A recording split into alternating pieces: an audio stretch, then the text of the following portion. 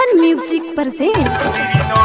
हमार गाना देखे खातिर हमार चैनल के सब्सक्राइब करी और बेल आइकन के जरूर दबाएं। Recording studio Jagdishpur. Mix by Daroga Chauhan. गाली दी करुआ दे लय रानी,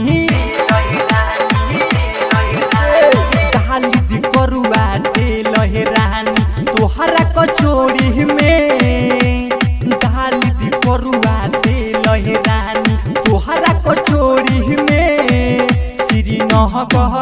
श्रीनगर के लइका छोड़ी ना मारी लाठी तोरा ढोरी में, अफारा तो के लइका छोड़ी ना मारी लाठी तोरा ढोरी में।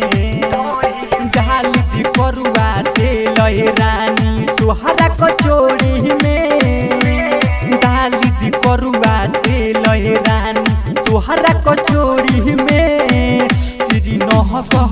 श्रीनगर के लइका माजदी होई लाठी तोरा ढोरी में, श्रीनगर के लइका माजदी होई लाठी तोरा ढोरी में।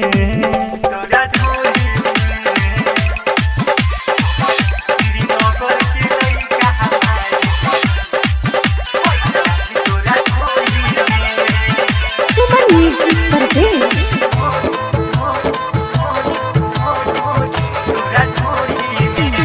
Mix by Daroga Chauhan.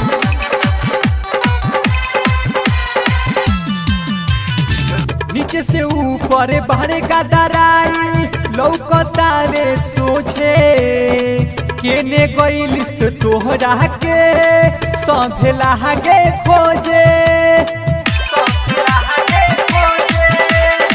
नीचे से ऊपर बाहर का दराई लौकता रे सोझे, केने गइलिस तोहरा के सभेला गे खोजे। एहु सामान तनी दे दध्यान, एहु सामान तनी दे दध्यान अब हमारा ओरी में, एहु सामान तनी दे दध्यान तनी हमारा ओरी में। सताबाहर के लइका छोड़ी ना मारी लाठी तोरा ढोरी में, कनपुरा के लइका छोड़ी ना मारी लाठी तोरा ढोरी में।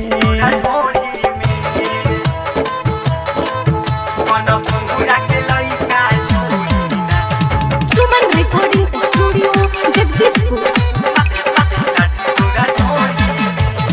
Mix by Daroga Chauhan. जैसन खोजबू तहिसन तोहरा मिली हवा हमरद, 5 मिनट में उपाट दी सकीर तोहर दरद। जैसन खोजबू तहिसन तोहरा मिली हवा हमरद, 5 मिनट में उपाट दी प्रदीप तोहर दरद।